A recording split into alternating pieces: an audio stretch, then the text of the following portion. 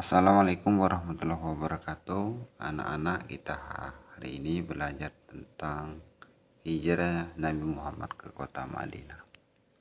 Anak-anak, hijrah adalah istilah dalam bahasa Arab dalam Islam yang berarti berpindah atau migrasi. Hijrah merujuk pada peristiwa yang penting dalam sejarah Islam, yaitu perpindahan Nabi Muhammad SAW dan para sahabatnya dari Mekah ke Madinah pada tahun 622 Masehi.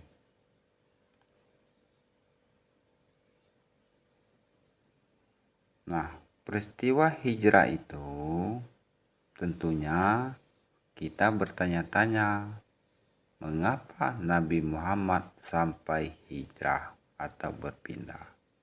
Alasannya, peristiwa ini dilakukan untuk menghindari penindasan kaum Quraisy yang ada di Mekah dan menjadi titik awal berdirinya masyarakat Islam yang terorganisir, teratur, yang ada di Madinah.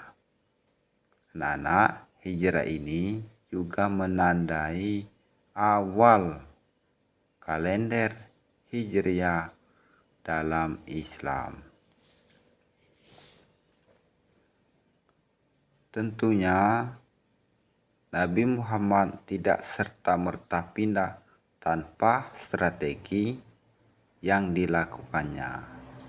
Dalam berhijrah, Nabi Muhammad juga mempunyai strategi Nabi Muhammad SAW dalam hijrah dari Mekah ke Madinah merupakan bagian penting dari perjalanan dakwah Islam. Proses ini dilakukan dengan penuh perencanaan, kehati-hatian, dan keyakinan kepada Allah Subhanahu wa Ta'ala. Strategi Nabi Muhammad dalam hijrah diantaranya: 1. Perencanaan yang matang. Hijrah dilakukan dengan strategi yang terencana. Nabi Muhammad SAW memanfaatkan keterampilan Abdullah bin Abu Bakar untuk mendapatkan informasi, Asma binti Abu Bakar dalam menyediakan logistik, dan Abdullah bin Uraik sebagai petunjuk jalan. Ini menunjukkan pentingnya perencanaan dalam mencapai keberhasilan. Terus strategi yang kedua adalah memilih pendamping. Nabi Muhammad SAW memilih Abu Bakar As-Siddiq sebagai pendamping dalam hijrah. Abu Bakar adalah sahabat yang setia dan terpercaya. Keduanya membawa bekal dan peralatan yang diperlukan untuk perjalanan jauh. Strategi yang ketiga adalah mengalihkan perhatian musuh. Nabi Muhammad meminta Ali bin Abi Thalib untuk tidur di tempat tidurnya agar Quraisy mengira Nabi masih berada di rumah. Hal ini memberikan waktu bagi Nabi Muhammad SAW untuk keluar tanpa terdeteksi oleh kaum Quraisy.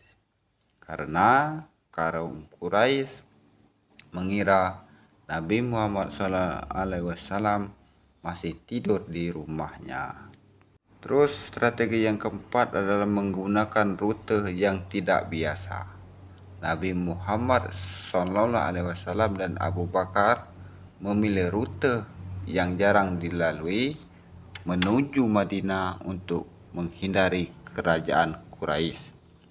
Mereka tidak langsung menuju utara atau arah Madinah, tetapi menuju ke selatan ke Gua Sur terlebih dahulu, lalu melanjutkan perjalanan setelah keadaan aman. Strategi selanjutnya adalah bersembunyi di Gua Sur. Nabi dan Abu Bakar bersembunyi di Gua Sur selama 3 hari untuk menghindari pengejaran kaum Quraisy. Dalam waktu itu, Asma binti Abu Bakar dan Abdullah bin Abu Bakar membantu menyediakan makanan dan informasi untuk Nabi Muhammad SAW. Strategi yang keenam adalah memanfaatkan intelijen.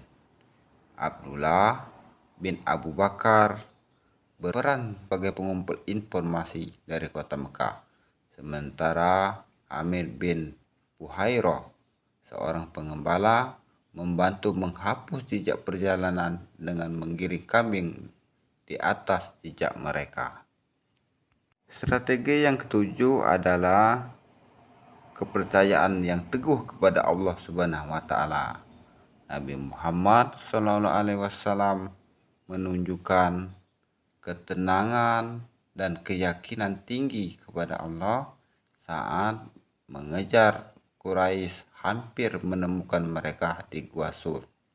Beliau berkata kepada Abu Bakar, "Janganlah bersedih, sesungguhnya Allah bersama kita." Anak-anak, dengan mempelajari sejarah hijrah Nabi Muhammad SAW, tentunya kita mendapatkan hikmah dari pelajaran tersebut. Hikmah yang pertama yaitu kesabaran dan keteguhan hati. Hijrah menunjukkan betapa pentingnya kesabaran dalam menghadapi cobaan.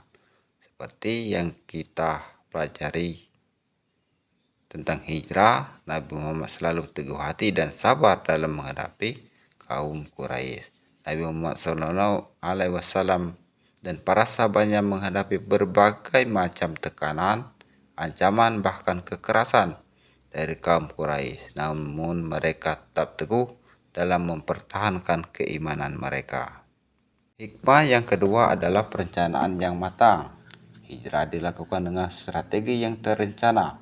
Nabi Muhammad memanfaatkan keterampilan para sahabatnya untuk mendapatkan informasi. Asma binti Abu Bakar dalam menyediakan logistik dan Abdullah bin Uraik sebagai penunjuk jalan. Ini menunjukkan pentingnya perencanaan dalam mencapai keberhasilan.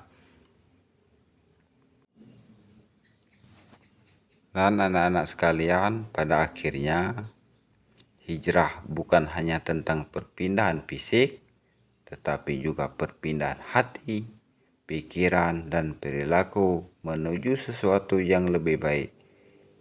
Hijrah memiliki makna yang luas, mencakup perubahan dari keburukan menuju kebaikan, dari kejahilan menuju ilmu, dan dari dosa menuju ketaatan kepada Allah Subhanahu wa taala.